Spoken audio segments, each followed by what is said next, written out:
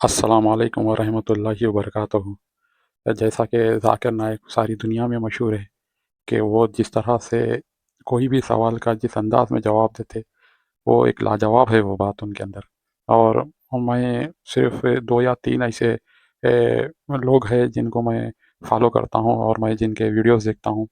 क्योंकि वो इस्लाम के बारे में इतनी अच्छी तरीके से कोई बात को समझाते कि कोई कैसा भी इंसान हो उसको वो बात समझ में आ जाती है। यानी कैसे भी तरीके से वो कोई ना समझा ही कितना भी क्यों ना हो उसको बहुत अच्छे तरीके से वो बात समझ में आती।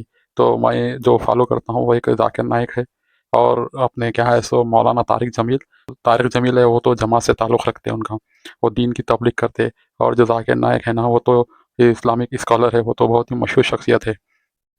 तो इसी सिलसिले में जो सवाल-जवाब का जो सिलसिला चल रहा था, तो एक शख्स ने ऐसे ही बारे में पूछा कि ये दुनिया के बारे में जो उसको वो एथिस्ट था वो, एथिस्ट है। तो वो अपने खुदा पे, अल्लाह पे, भगवान पे किसी पे भरोसा नहीं करता। वो किसी को नहीं मानते वो, जो नास्तिक बोलते हैं ना वो लोग। तो उसको कितने प्यारे अंदाज़ में समझा है और कितने अच्छे यानी कि वो साइंस का स्टूडेंट था, साइंटिस्ट था छोटा-मोटा। तो उसको साइंस के हिसाब में ही उसको ज़ाकिर नाइक समझाए। तो ये वीडियो देखने के काबिल है। तो मैं मेरी ये गुज़ारिश है कि आप लोगों से इस वीडियो को पूरा देखिए। छोटा-सा मैं इसका एक थोड़ा-सा निकाल के हिस्सा आप लोगों के लिए पेश करा कि ज़ाकिर नाइक देखो, जो इंसान जिस फ़ील्ड का होता है उसको उसी के अंदाज़ में समझाते हो। अगर कोई समझो कि पुजारी है, तो उसको गीता, वेद, उनके किताबों का हवाला देके समझाते। कोई क्रिश्चियन है, तो बाइबल का उसका हवाला देते। अगर कोई सिख है, तो फिर उसको गुरु ग्रंथ का जो है वो उससे हवाला देते। और ये साइंटिस्ट था तो इसको साइंस के हिसाब से इसको जवाब दिए। बहुत ही प्यारा वीडियो है, आप लोग इसको ज़रूर देखिए पूरा और बहुत अच्छा दिखेगा। शुक्रिया। those times were those अगर साइंटिस्ट ने कहा, आपकी साइंस की किताब में क्यों नहीं लिखा है? 1400 साल पहले आपके साइंस ने किताब में बिग बैंग क्यों नहीं लिखा? आपके साइंस की किताब में वर्ल्ड इज ज्यूरोस्फेरिकल क्यों नहीं लिखा है? मेरी साइंस की किताब में भी नहीं लिखा है, मेरी साइंस की किताब में भी नहीं लिखा है कि 1400 साल पहले चांद की रोशनी खुद की रोशनी नहीं है। क्यों नहीं? तो आपका ये आर्गुमेंट के साइंटिस्ट ने कहा एक बार तो होगा, 2 बार तो चलेगा, तीसरी बार भी माफ किया। अभी चौथी चीज पूछता हूं मैं, चौथी चीज पूछता हूं कि हम जब पढ़े स्कूल में, आपने स्कूल कब पास किया? 2002। 2002 मैंने पास किया 1982 में, आपने 20 साल बाद पास किया। मैं जब क्या पढ़ा बोलूंगा, आप क्या पढ़ा आप मुझे बोलना। जब मैं 1982 में स्कूल पास किया तो मैंने पढ़ा कि चांद और सूरज they are revolving but they are rotating about their own axis. आपने क्या पढ़ा स्कूल में? चांद और सूरज रोटेट कर रहे एक्सिस के ऊपर, क्या नहीं?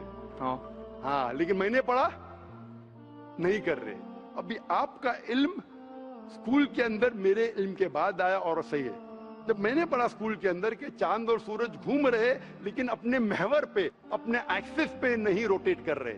लेकिन कुरान मजीद की आयत है सूरह अंबिया सूरह नंबर 21 आयत नंबर 33 में, हुवल्लज़ी खलक़ल लैल व नहारा, उसने है जिसने बनाया रात और दिन, वह शम्स वल कमर, सूरज और चांद, कुल्लुन फी फलकी यस्बहून, ये घूम रहे हैं, रिवॉल्व कर रहे और अपने महवर पे रोटेट भी कर रहे।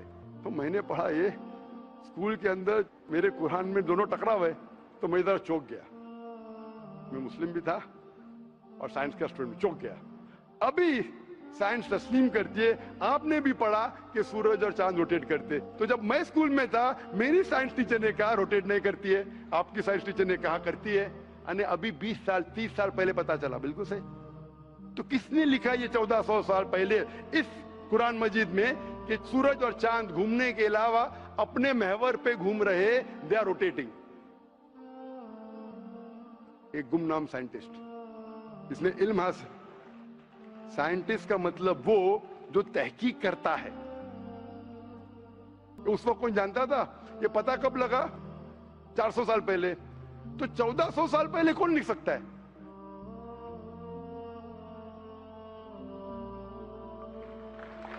तभी वो